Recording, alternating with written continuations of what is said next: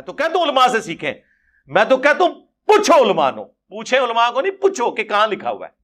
یہ کہتے ہیں ہمیں آپ یہ نہ پوچھیں کہاں لکھا ہوا ہے، ہم آپ کو دین سکھائیں گے۔ بھائی دین کہاں سے مانے آپ کا؟ دین تو آپ نے ہمیں یہ بتانا ہے کہ جو آسمان سے نازل ہوا ہے اس میں یہ کہاں لکھا ہوا ہے۔ اب ہم ان کو کہہ رہے ہیں بار بار کہ بتاؤ کس آیت اور حدیث میں لکھا ہے کہ رسول اللہ کی قبر اللہ کے عرش سے افضل ہے۔ اس کے اوپر ہمیں یہ کہیں گے فلانے بابے نے لکھ دیا، تو ہم پھر بار بار کہیں گے کہ میرے بھائی جب ہم قرآن و سنت کے دلائل کی روشنی میں حضرت معاویہ رضی اللہ تعالیٰ عنہ، حضرت عمر بن عاص رضی اللہ تعالیٰ عنہ، حضرت مغیرہ ابن شعبہ رضی اللہ تعالیٰ عنہ سے اختلاف کر لیتے ہیں تو بابت شاہی کوئی نہیں، کس کی دوست؟ ہم پہ دوست، ہمیں دوست لگانی ہے قرآن و سنت کی لگائیں، خلفائے راشدین کی لگائیں۔ قرآن و سنت کچھ اور کہہ رہا ہے اور بابوں نے کچھ اور بتایا ہوا ہے۔ میاں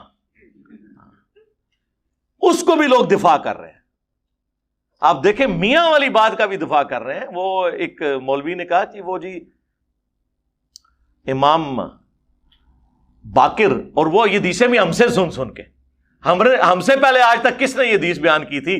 تم تو اہل بیت کا نام نہیں لیتے تھے، آج کہتے ہو ہم اہل بیت کو پہلے مانتے ہیں صحابہ سے۔ تم نے تو اہل بیت کا کبھی نام بھی نہیں لیا تھا، پہلے دوسرے کی تو بات ہی کوئی نہیں تھی۔ آیا ہو نا کڑگیچ،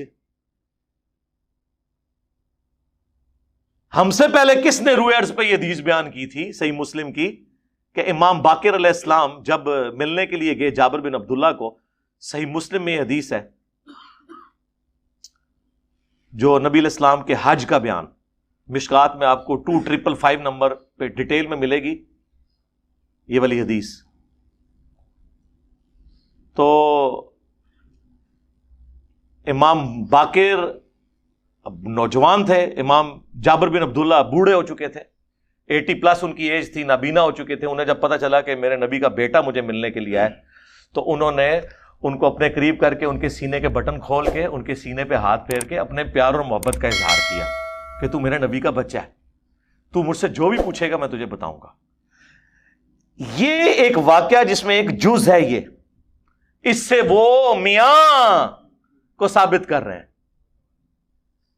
وہ جو ارواح ثلاثہ سے اشرف علی تھانوی صاحب کا میں نے پیش کیا کہ اشرف علی تھانوی صاحب نقل کر رہے ہیں کہ قاسم نانوتوی صاحب کو رشید احمد گنگوئی صاحب نے، یعنی یہ مدرسہ دیوبند کے بانی ہیں قاسم نانوتوی، ان کو رشید احمد گنگوئی صاحب نے پبلکلی چرپائی پہ اپنے ساتھ لٹایا۔ یہاں تو لٹانے کا ذکر ہے میرے بھائی، لٹایا اور وہ ساتھ لیٹے، اور وہ قاسم نانوتوی صاحب ان کو کہہ رہے ہیں میاں لوگ کیا کہیں گے، لیکن رشید احمد گنگوئی صاحب باز نہیں آ رہے۔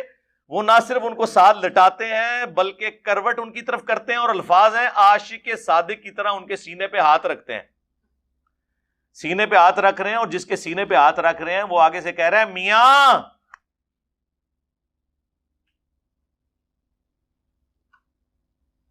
یہاں جابر بن عبداللہ نے جب پیار اور محبت کا اظہار کیا تو امام باقر نے تو کوئی آگے سے بات نہیں کی ہے، اور وہ کوئی لٹایا تو نہیں تھا۔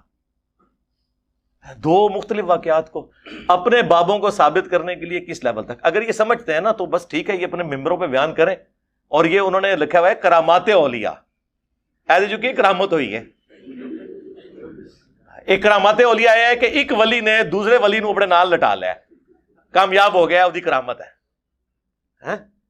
تو پھر مفتی عبدالعزیز جیسے لوگ مدرسوں سے نکلیں گے نا، جب بڑوں نے کام ڈالے ہوئے ہیں تو چھوٹے کہنے کے کیوں بھائی اسی نہیں فیض دے سکتے جائز طریقے نال؟ کہتے ہیں نا وہ بزرگوں کے قبروں اور سینوں سے جائز طریقے سے، یہ جائز طریقہ ہے، وہ سینے پہ اس طریقے سے ساتھ لٹا کے اس میں الفاظ ہیں عاشق صادق کی طرح، اے جی سینے تو فیض قبرہ نہ فیض تھے تو میں 10 تسی کے اسی میں لکھا ہوا ہے کہ قاسم نوتوی صاحب مرنے کے 6 سال کے بعد قبر سے نکل کر فزیکلی بیداری میں 2 دیوبند کے مولویوں کی صلح کرا کے اندر چلے گئے۔ قبروں سے فیض تو یہ تھا، سینے سے فیض بھی پتہ چل گیا۔ وہ کہتے ہیں جی ان کا پسینہ چھوٹ گیا۔ لوگوں نے کہا حضرت سردیوں میں آپ کو اتنا پسینہ؟ انہوں نے کہا حضرت نانوتوی آئے تھے ابھی مردہ نکل کے آ جائے تو پسینے کے ساتھ بہت کچھ اور بھی نکل جاتا ہے۔ اور نیچے اشرف تھانوی صاحب نے اس پہ حاشیہ لگایا، پتہ کیا لکھا انہوں نے کہا ہو سکتا ہے کہ حضرت کو اللہ نے الگ سے ایک جسم دیا ہو قبر سے نکلنے کے لیے، یا روح نے اپنا جسم اپنی خمیر سے خود تیار کر کے باہر آ گئی ہو. جی جی جی جی کم باذن اللہ.